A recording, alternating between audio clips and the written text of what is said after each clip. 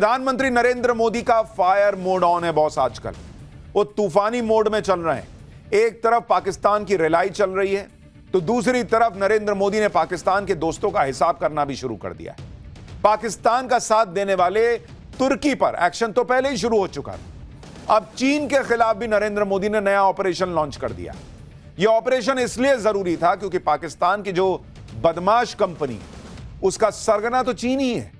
चीन पर्दे के पीछे से खेल कर रहा था, क्योंकि हमने आपको कल उसकी वजह बताई थी। चीन को आग लगी हुई है कि भारत तो इकोनॉमी में तेजी से रॉकेट बना हुआ है, कैसे रोकें उसको। तो एक काम करो, किसी तरीके से पाकिस्तान की मदद से जो है वो यहां हंगामा कराओ, भारत को युद्ध में उलझा के रखो। लेकिन भारत उसके इस गेम को अच्छे से समझ चुका है। नरेंद्र मोदी ने आज चीन का हिसाब करने वाला ऑपरेशन कैसे शुरू कर दिया, इसके बारे में आज आपको डिटेल में बताऊंगा। लेकिन पहले देखिए कि पीएम मोदी ने आज एक साथ कैसे चीन, पाकिस्तान और कांग्रेस को भी घेर लिया। पीएम मोदी ने आज बिना नाम लिए 1947 में नेहरू की पीओके वाली गलती का जिक्र किया और संकेत दिए कि अब वो इस गलती को सुधारेंगे। पीएम मोदी ने इशारों में नेहरू की 1960 वाली गलती का भी जिक्र किया और संकेत दिए कि पाकिस्तान से पानी वाली भूल को भी वही ठीक करेंगे। पीएम मोदी ने आज इशारों में चीन को भी समझा दिया कि जिस व्यापार और प्रोडक्शन के दम पर उसकी दुकान चल रही है, उसका शटर भी भारत ही डाउन करेगा। यानी पीएम मोदी ने पाकिस्तान और चीन को समझा दिया कि भारत का ऑपरेशन सिंदूर अभी रुका नहीं है। अभी तो कुछ हुआ भी नहीं है उस तरह से जो भारत सोचे बैठा है। बड़ी पिक्चर तो अभी रिलीज होनी बाकी है। पीएम मोदी ने आज चीन और पाकिस्तान के साथ साथ कांग्रेस की भी क्लास लगाई। सेना से सबूत मांगने वालों को आज पीएम मोदी ने पानी कर दिया। गुजरात दौरे के दूसरे दिन पीएम मोदी ने अपने भाषण में और क्या क्या धमाके किए, कैसे पाकिस्तान और चीन का तनाव बढ़ा दिया, कैसे कांग्रेस को जवाब देते देते कांग्रेस की टेंशन बढ़ा दी, ये सब आज आपको दिखाने वाला। लेकिन पीएम मोदी के इस धमाकेदार बयानों का एक ट्रेलर देखिए पहले। आप देख रहे हैं प्रधानमंत्री नरेंद्र मोदी बार बार पीओके का जिक्र कर रहे हैं। वो याद दिला रहे हैं कि नेहरू की क्या गलती थी और कैसे सरदार पटेल चाहते थे कि पीओके भारत में ही रहे और जब तक पीओके आ ना जाए सेना को रुकना नहीं चाहिए। यानी वो संकेत दे रहे हैं कि सरदार पटेल का सपना नरेंद्र मोदी ही पूरा करेंगे। इस वक्त नरेंद्र मोदी के दो ही मकसद हैं, पाकिस्तान से पीओके वापस लेना और पाकिस्तान का जो भी साथ दे रहा है उसका चुन चुन कर हिसाब करना। पीओके वापस लेने का मिशन तो ऑन है। इसके साथ साथ पाकिस्तान के दोस्तों को भी सबक सिखाना जरूरी है, क्योंकि पाकिस्तान इन्हीं के सहारे उछलता है। इसमें सबसे बड़ा नाम चीन का है। आज नरेंद्र मोदी ने इशारों में एक ऐसी बात कह दी जिससे चीन में हड़कंप मचना तय है। जो चीन पाकिस्तान का हर जगह पर साथ दे रहा है उसे पीएम मोदी ने क्लियर कट मैसेज दे दिया। पीएम मोदी ने आज ऐसा क्या कहा जिसे चीन का हिसाब करने वाला ऑपरेशन माना जा रहा है। एक बार पीएम मोदी को सुनिए, फिर आपको बताता हूं इसके आगे की बात। हम इतना तय कर लें कि 2047 जब भारत की आजादी के 100 साल होंगे, विकसित भारत बनाने के लिए तत्काल भारत की इकोनॉमी को 4 नंबर से 3 नंबर पर ले जाने के लिए अब हम कोई विदेशी चीज का उपयोग नहीं करेंगे। हम गांव-गांव व्यापारियों को शपथ दिलवाएं, व्यापारियों का कितना ही मुनाफा क्यों ना हो, आप विदेशी माल नहीं बेचोगे। लेकिन दुर्भाग्य देखिए, गणेश जी भी विदेश से आ जाते हैं। छोटी आंख वाले गणेश जी आएंगे, गणेश जी की आंख भी नहीं खुल रही है। होली रंग छिड़कना है, बोले विदेशी। हमें पता था, आप भी अपने घर जाकर के सूची बनाना। सचमुच में ऑपरेशन सिंदूर के लिए एक नागरिक के नाते मुझे एक काम करना है। आप घर में जाकर सूची बनाइए कि आपके घर में 24 घंटे में सुबह से दूसरे दिन सुबह तक कितनी विदेशी चीजों का उपयोग होता है। आपको पता ही नहीं होता है। आप हेयर पिन भी विदेशी उपयोग कर लेते हैं, कंघा भी विदेशी होता है, दांत में लगाने वाली जो पिन होती है वो भी विदेशी घुस गई है, हमें मालूम तक नहीं है, पता ही नहीं है दोस्तों। देश को अगर बचाना है, देश को बनाना है, देश को बढ़ाना है, तो ऑपरेशन सिंदूर ये सिर्फ सैनिकों के जिम्मे नहीं है। ऑपरेशन सिंदूर 140 करोड़ नागरिकों के जिम्मे है। प्रधानमंत्री नरेंद्र मोदी ने बहुत बड़ी बात कही कि 2047 तक भारत को विकसित देश बनाना है, विकासशील नहीं, विकसित राष्ट्र, दुनिया की तीसरी सबसे बड़ी अर्थव्यवस्था बनाना है। तो इस देश के नागरिकों को भी ऑपरेशन सिंदूर लॉन्च करना पड़ेगा। जो देश आतंकियों की मदद करते हैं, आतंक का साथ देने वाले देश की मदद करते हैं, उनको सबक सिखाना होगा। और ये एक दिन में नहीं होगा। कुछ लोग कहते हैं अरे चाइना से देखिए व्यापार तो चल ही रहा है, व्यापार तो बढ़ ही रहा है। अरे भैया, भारत प्रोडक्शन हब बन रहा है। एक दिन में सारी चीजें अपने यहां नहीं पैदा होने लगेंगी, सारी चीजें अपने यहां नहीं बनने लगेंगी। छोटा मोटा सामान जो लगता है उसके लिए इधर उधर से जो अपने यहां नहीं है आपको मंगाना ही पड़ेगा। लेकिन एक लंबे लक्ष्य के साथ चलिएगा तो 2047 तक भारत बहुत कुछ कर सकता है। आज पीएम मोदी ने विदेशी प्रोडक्ट्स को लेकर जो बातें कही, वो बात चीन को मैसेज देने के लिए ही है। क्योंकि पाकिस्तान के खिलाफ ऑपरेशन सिंदूर में सबने देखा कि चीन के हथियारों के दम पर पाकिस्तान लड़ा। चीन के सैटेलाइट का इस्तेमाल पाकिस्तान ने किया। चीन ने यूनाइटेड नेशन में पाकिस्तान के आतंकी संगठनों का बचाव किया है। पहले भी चीन ने यह भी कहा कि वो पाकिस्तान के साथ मजबूती से खड़ा है, हालांकि तब कहा जब भारत चीन पाकिस्तान को ठोक चुका था। युद्ध के बाद चीन ने पाकिस्तान के विदेश मंत्री को बुलाकर पूरी रिपोर्ट भी ली। चीन से पाकिस्तान को अगली लड़ाई के हथियार मिलने की भी खबर है। चीन पाकिस्तान को 5th जनरेशन फाइटर जेट भी देने जा रहा है, ऐसी भी खबरें हैं। यानी चीन भारत से डायरेक्ट नहीं भिड़ना चाहता, लेकिन उसने अपना शू करके टॉमी आगे बढ़ा दिया है कि पाकिस्तान तुम जाओ, तुम काटो भारत। पाकिस्तान को प्रॉक्सी बनाकर वो भारत से लड़ रहा है। लेकिन आज प्रधानमंत्री मोदी ने सीधा इशारा कर दिया कि पर्दे के पीछे का यह खेल नहीं चलेगा और जो भी पाकिस्तान और वहां के आतंकियों की मदद कर रहा है उसको भुगतना होगा। चीन को सबक सिखाने का काम एक दिन में संभव नहीं है, लेकिन अगर 140 करोड़ देशवासी चालें तो चीन के खिलाफ भी एक इनडायरेक्ट ऑपरेशन सिंदूर चल सकता है। प्रधानमंत्री नरेंद्र मोदी ने अब वहां चोट करने की बात कही है जहां चीन को दर्द होगा। और ऐसा नहीं कि पहले हमने नहीं किया है, हमने किया है। अब उसी चीज को और इंटेंसिफाई करना है। चीन की इकोनॉमी, उसके प्रोडक्ट्स को टारगेट करना है।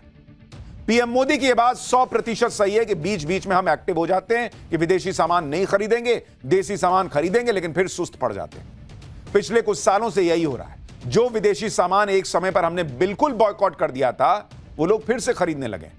नरेंद्र मोदी जो विदेशी प्रोडक्ट की लिस्ट बनाने की बात कह रहे हैं, उनमें से कौन कौन सा विदेशी सामान आपके घर में है और किसका आप बहुत आसानी से बॉयकॉट कर सकते हैं, आज उस लिस्ट के बारे में मैं आपको बताता हूं। आपको भी ध्यान होना चाहिए कि अगर आप ऑपरेशन सिंदूर का हिस्सा बनना चाहते हैं, और इनमें से कोई ऐसी चीज नहीं है जो आप बॉयकॉट नहीं कर सकते।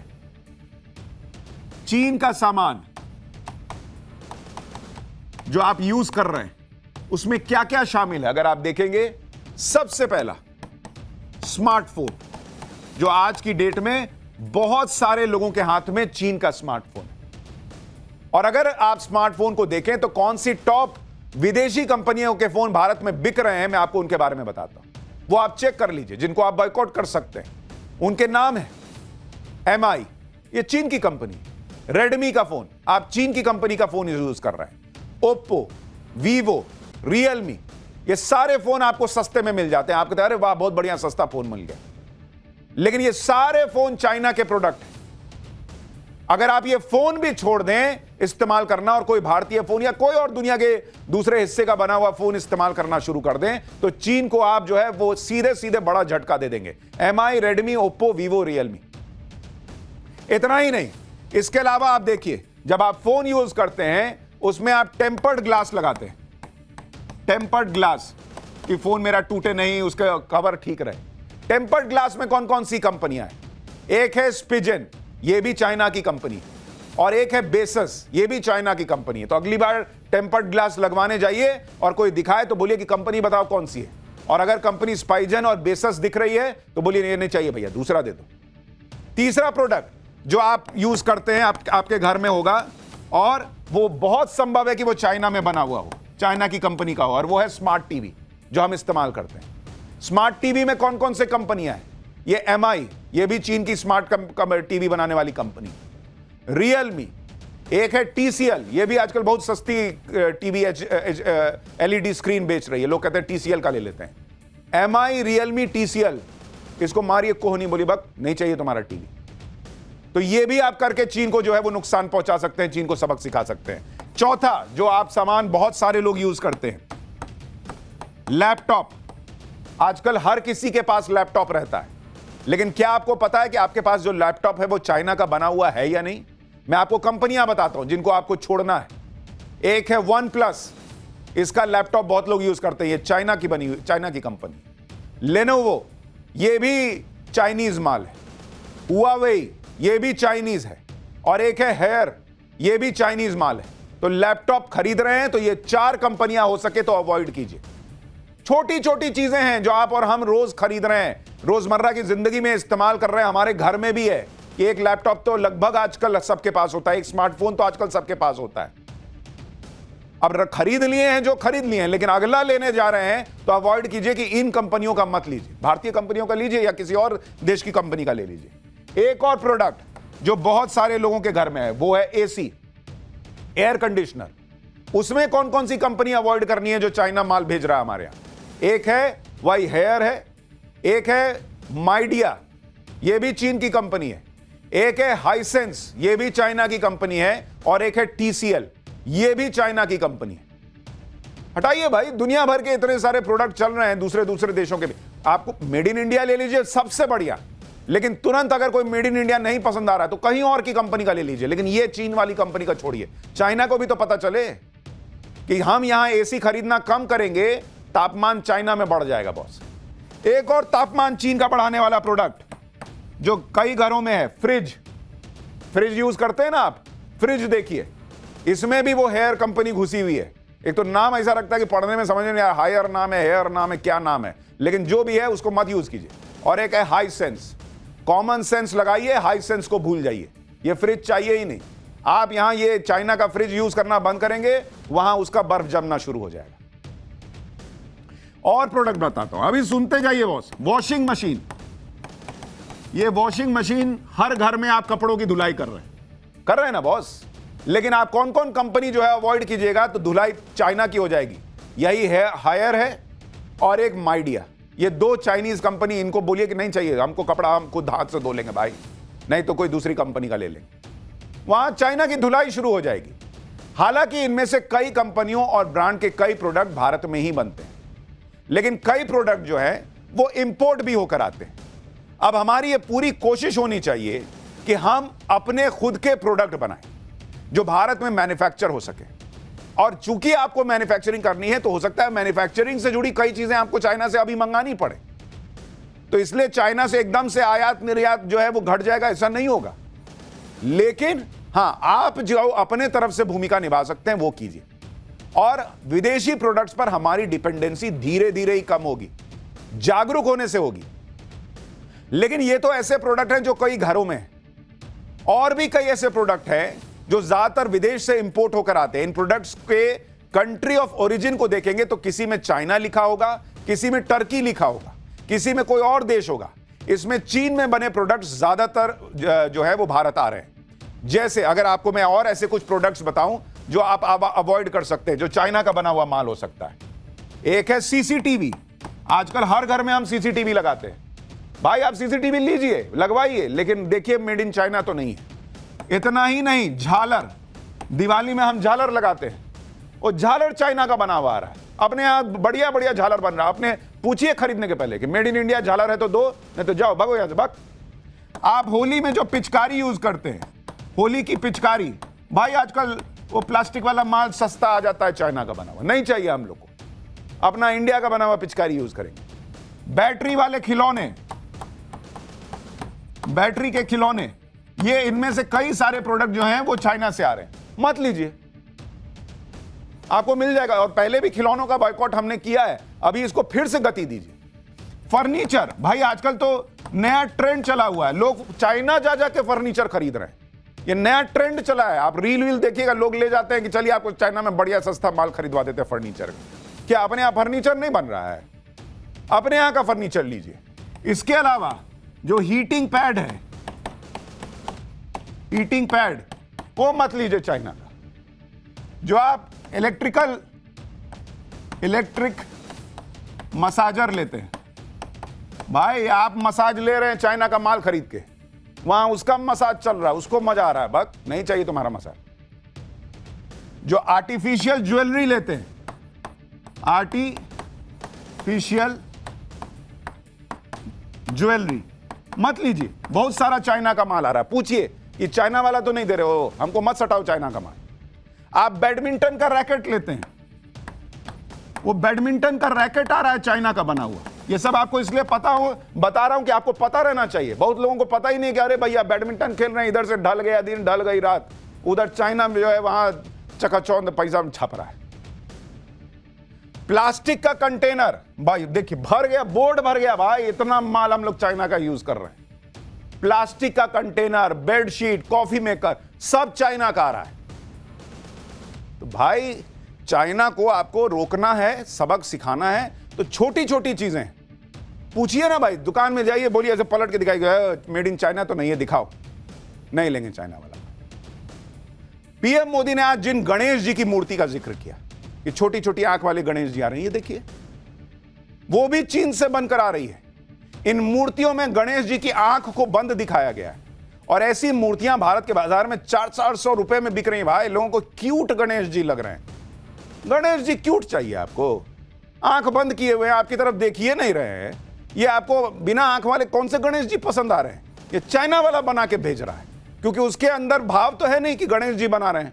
क्यूट बना दो, छोटी छोटी आंखें ऐसे करके, आंख बंद है गणेश जी की, गणेश जी सोए हुए हैं। अरे भैया, ऐसी कई मूर्तियां हैं जो अलग अलग शॉपिंग प्लेटफॉर्म पर बिक रही हैं। ऐसी एक और तस्वीर देखिए, इसकी कीमत भी 400 रुपए है, यह भी मेड इन चाइना माल बिक रहा है। आज की तारीख में स्थिति यह हो गई है कि हांगकांग में बने हुए सोफे यहां बेचे जा रहे हैं, चीन में बने हुए बेड भारत में बिक रहे हैं, चीन में बने डाइनिंग सेट यहां बेचे जा रहे हैं, कॉफी टेबल चीन से बनकर आ रहा है, डाइनिंग चेयर मलेशिया से बनकर आ रही है, चीन से मेटल की फोल्डिंग चेयर आ रही है। क्यों भाई? ये सब पहले हम लोग नहीं बनाते थे, हम लोग को नहीं बनाना आता है, सब चाइना से आएगा तभी हमारा यूज होगा। और आज के पहले चाइना नहीं भेजता था तो हम लोग यूज नहीं कर रहे थे।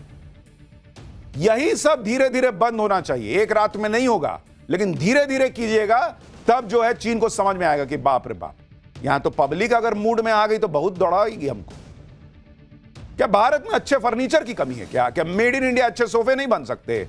हमें क्यों bed, dining set, coffee table, dining chair या मेटल फोल्डिंग चेयर इंपोर्टेड ही चाहिए? उसके पहले हमसे सोफा पे बैठा नहीं जा रहा था, अब कील गड़ रही है नीचे से, अगर चाइना का माल नहीं होगा तो। अगर ये सब होना बंद होना शुरू होगा तो हमारे दुश्मनों को और गहरी चोट लगेगी, और अपने यहां का बिजनेस है उसको बूस्ट मिलेगा। नरेंद्र मोदी ने आज देश की जनता से बात इसलिए की क्योंकि उन्हें पता है कि दुश्मन को सैन्य ताकत के साथ साथ आर्थिक चोट भी पहुंचानी हो, और हमारे दुश्मन पाकिस्तान के साथ जो भी खड़ा है उन सभी को पता लगना चाहिए कि भारत से भिड़ने का अंजाम क्या हो। क्योंकि पाकिस्तान तो हाथ पैर मार रहा है कि जैसे तैसे उसे अपने 2-4 दोस्तों से पैसा मिल जाए, हथियार मिल जाए। चीन, तुर्की, अजरबैजान, ये 2-3 देश हैं जो पाकिस्तान का सहारा बने हुए हैं, और इसलिए देखिए कि पाकिस्तान इन देशों के सामने बिछा जा रहा है। शहबाज शरीफ 25 से 30 मई तक 4 देशों की यात्रा पर है, उसके साथ वो असीम मुनीर भी जा रहा है। तुर्की का दौरा करने के बाद शहबाज शरीफ और मुनीर ईरान पहुंच गए, ईरान के बाद शहबाज शरीफ अजरबैजान पहुंच गए। यहां पर पाकिस्तान, तुर्की और अजरबैजान का ट्राइलेटरल समिट होना है। पाकिस्तान कितना भी चीन, तुर्की, अजरबैजान के साथ मिलकर खुद को बचाने की कोशिश करे, यह सारी कोशिश नरेंद्र मोदी के इस नए भारत के सामने बेकार है। यह भी देखिए कि जैसे पाकिस्तान के हर हथकंडे फेल हुए, वैसे ही उनकी डिप्लोमेसी भी फेल हो गई। ईरान पहुंचते ही शहबाज शरीफ का सारा भ्रम टूट गया। भारत के खिलाफ ईरान ने पाकिस्तान को कोई भाव नहीं दिया, उल्टे ईरान में शहबाज शरीफ की हालत खराब हो गई। खबर है कि ईरान के सुप्रीम लीडर खमेनी से मुलाकात में शहबाज शरीफ की जमकर क्लास लगी है। गाजा संकट पर पाकिस्तान के स्टैंड से खमेनी नाराज थे। खमेनी ने कहा है कि यूरोप के देश इजरायल का विरोध कर रहे हैं, लेकिन पाकिस्तान गाजा पर साइलेंट क्यों है? भारत के साथ संघर्ष पर भी शहबाज को ईरान से सपोर्ट नहीं मिला। खमेनी ने भारत पाकिस्तान संघर्ष पर बेहद नापतौल के बात की। खमेनी ने कहा कि उम्मीद है कि दोनों देश मतभेद सुलझा लेंगे। यानी ना शहबाज शरीफ का इस्लाम वाला कार्ड चल रहा है, ना उसका रोना धोना काम आ रहा है। ईरान की तरह ही बाकी मुस्लिम देश भी पाकिस्तान को भाव नहीं दे रहे। जबकि पाकिस्तान हमेशा इस मुगालते में रहता है कि मुस्लिम देशों में इकलौती न्यूक्लियर पावर होने की वजह से मुस्लिम देशों में उसका दबदबा बना रहेगा। पाकिस्तान के नेता हर जगह दौड़ लगा रहे हैं क्योंकि नरेंद्र मोदी तो खुल्लम खुल्ला कह रहे हैं कि अभी तो कुछ किया ही नहीं, अभी तो और मारूंगा, अभी तो पीओके लूंगा, और पाकिस्तान के पसीने छूट रहे हैं। सुनिए पीएम मोदी ने क्या कहा, फिर बताऊंगा कि पीएम मोदी की बातें सुनकर कैसे शहबाज शरीफ शांति शांति की रट लगाने लगा है। भाई ये तो मैंने कुछ ज्यादा किया नहीं है।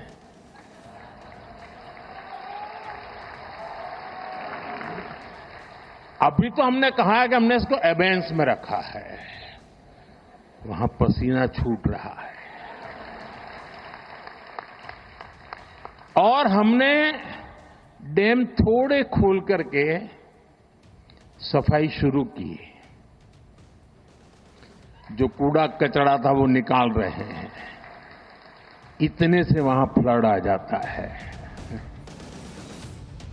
प्रधानमंत्री मोदी के इरादे तो यही बता रहे हैं कि ना पाकिस्तान पीओके बचा पाएगा ना पानी। यह बात पाकिस्तान को भी समझ आ गई और इसलिए फर्जी जीत पर अपने हारे हुए जनरल को प्रमोशन देने वाला पाकिस्तान अब शांति की बातें कर रहा है। जो कल तक पानी के लिए खून बहाने की धमकियां दे रहा था, वो कह रहा है कि वो शांति बनाए रखने के लिए बहुत सीरियस है। देखिए कैसे डरा डरा पाकिस्तान भारत से बातचीत करना चाहता है। शांति की बातें करने लगा है एक टेररिस्ट देश, वो ट्रेड करना चाहता है। सुनिए शहबाज शरीफ कैसे दुनिया के सामने, भारत के सामने गिड़गिड़ा रहा है। We are ready to talk for the sake of peace on water issue with a neighbor. We are ready to talk to promote trade and also counter terrorism if they are serious. But if they choose to remain aggressor, then we shall defend our territory and our country. Shahbaz शरीफ अगर बात करना चाहता है तो भारत का agenda भी clear है, बात होगी लेकिन पीओके पर होगी। और यह भी क्लियर है कि पीओके तो नरेंद्र मोदी लेकर रहे हैं, क्योंकि नेहरू का जमाना नहीं है। नेहरू के जमाने में ही पीओके पर पाकिस्तान ने अवैध कब्जा कर लिया था। तब भी पाकिस्तान ने अपने भाड़े के आतंकियों को ही भेजा था। उस वक्त अगर सरदार पटेल की बात सुनी गई होती तो आज पीओके पर पाकिस्तान का अवैध कब्जा ना होता और पाकिस्तान कश्मीर में कोई खेल ना कर पा रहा होता।